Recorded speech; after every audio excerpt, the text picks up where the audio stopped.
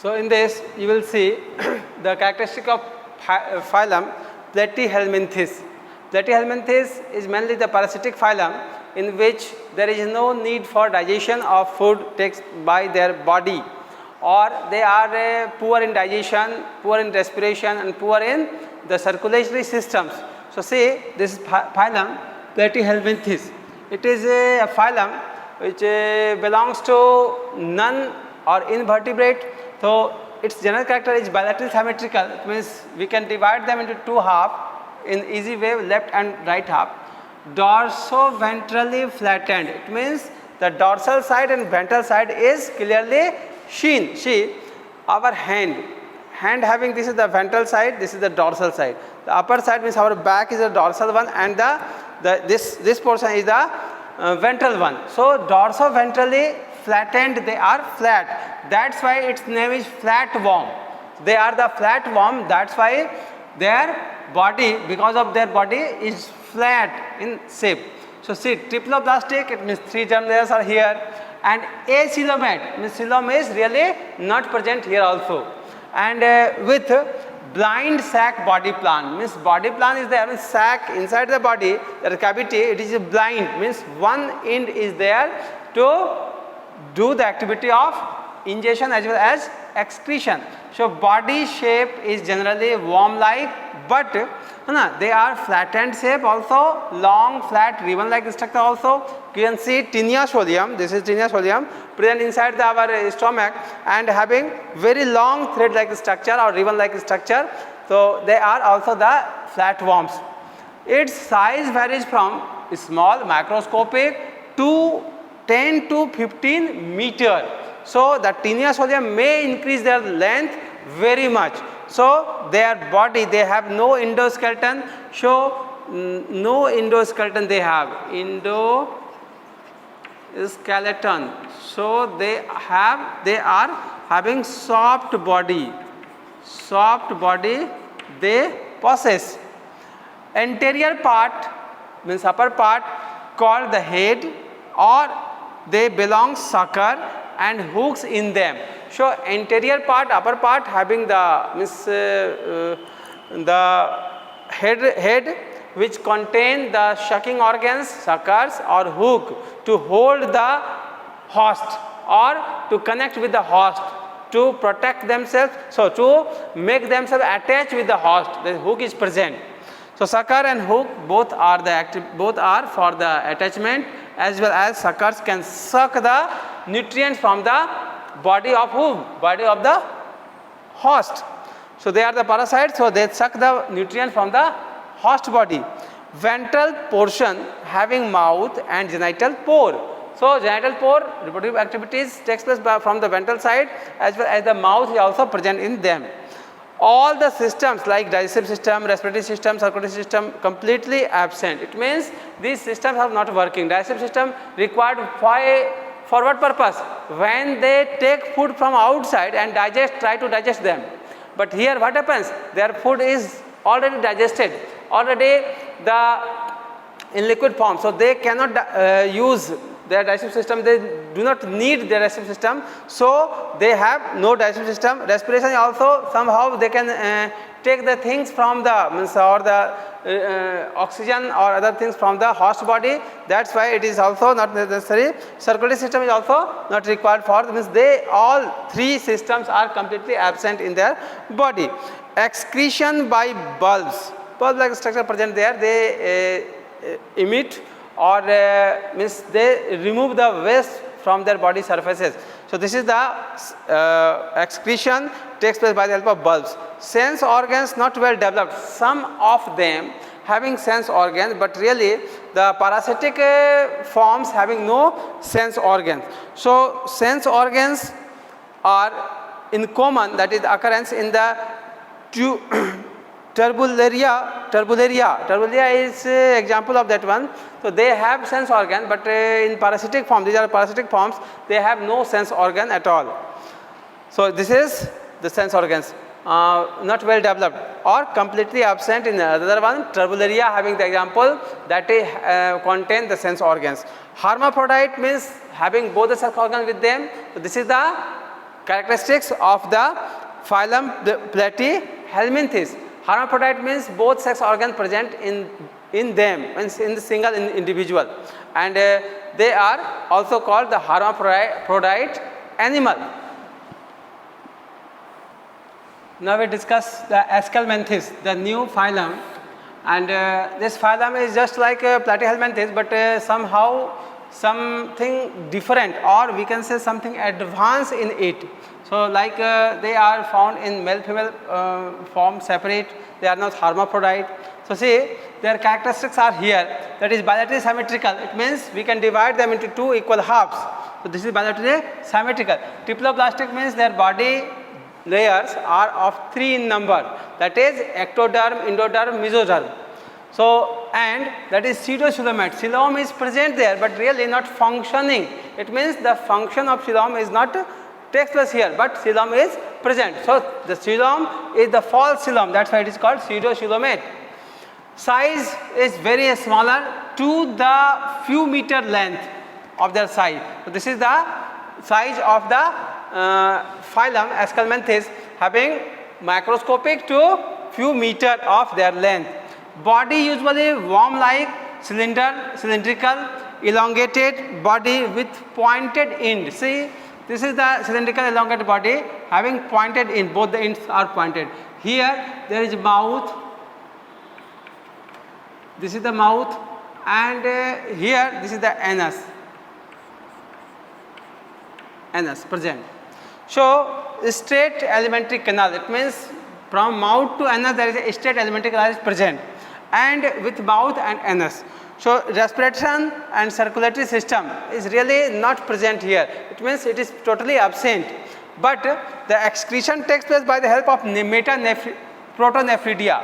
Protonephridia means a type of means we can, in our body there is the nephron in kidney. So nephrons very simplest form, that is the nephridia, and among them that is also very simplest, as protonephridia is present for the excretory activities or excretion.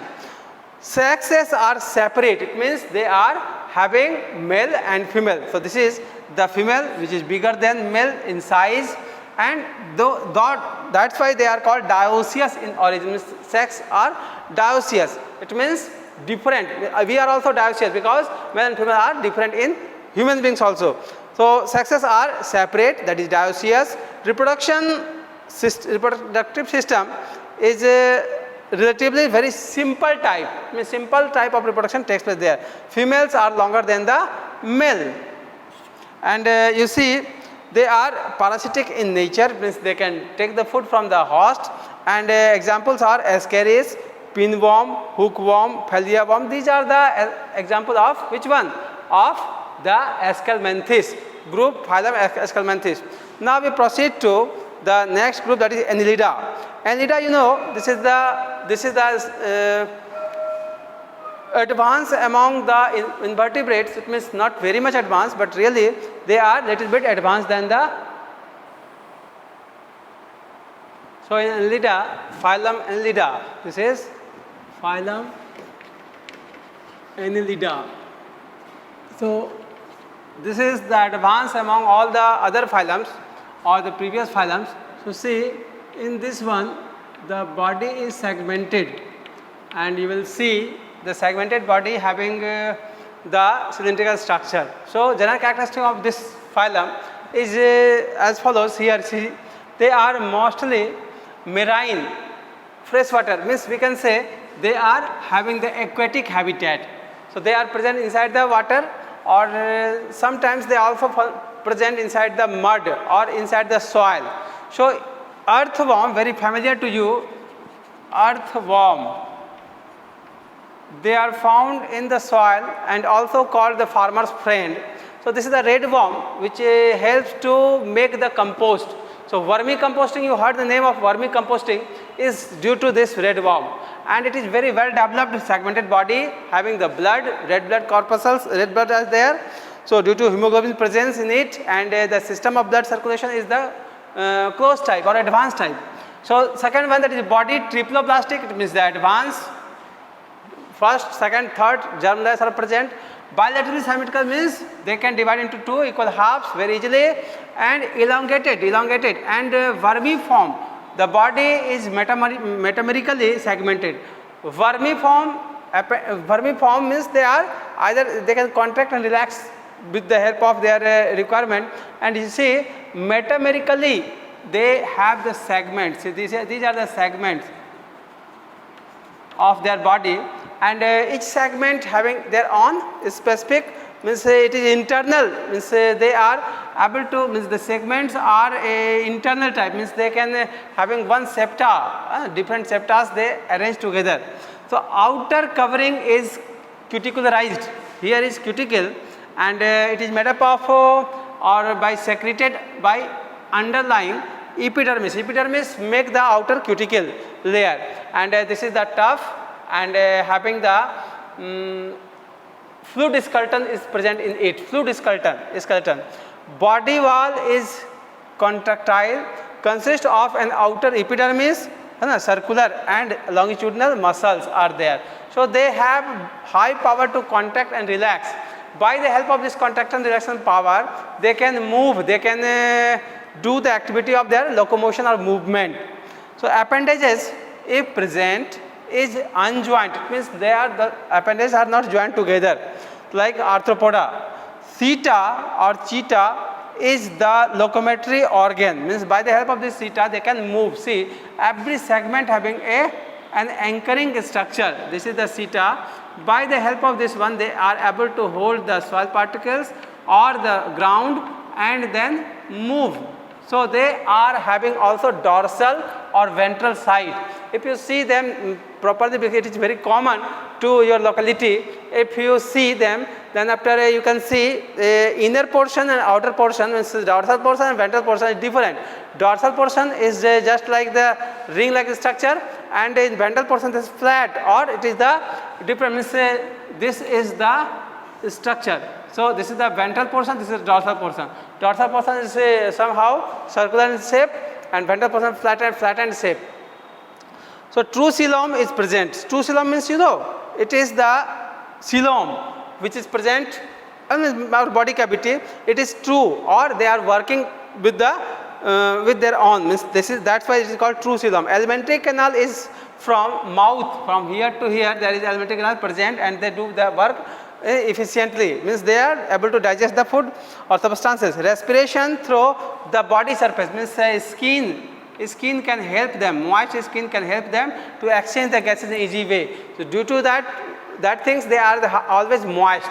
Moistening of the surface takes place by the help of their excretory means nephridia are able to moist the skin always. So due to moist skin they can exchange the gases in easy way. So true coelom present. Alimentary canal is from mouth to anus, and respiration through the body surface at the wet skin. And here you see blood vascular system is closed type, means the blood move in the artery and vein, means closed type of blood circulatory system present. Blood is red due to presence of hemoglobin in it. That's why its color is red. So excretion by the help of nephridia always open on the skin and make the skin wet. By the help of this activity, nephridia's activity, the skin become wet always. Sexes are either separate, means in male female different, but sometimes in earthworm there is the hermaphrodite. Means here you see, so here is testis, here is ovary. So both the sex organs are found in the papilla or in the sexual portion. So see, these segments are there, and by the help of the segments they can move in this way. So they can stretch the lower previous, means the forward part, and they can again stretch it, means this way they can move. So movement of this earthworm takes place in this way. Hirudo, another example, having sucker in them, so they can suck the blood. They can suck the blood from the suckers, and very uneasy inside the body.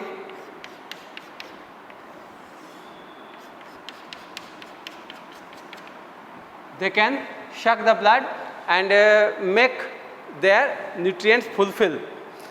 Section of nephridia and section are separate, and this is the united.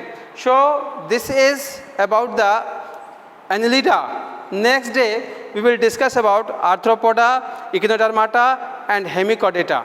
So this is the invertebrates in which we discuss about the phylum, different phylums of their own.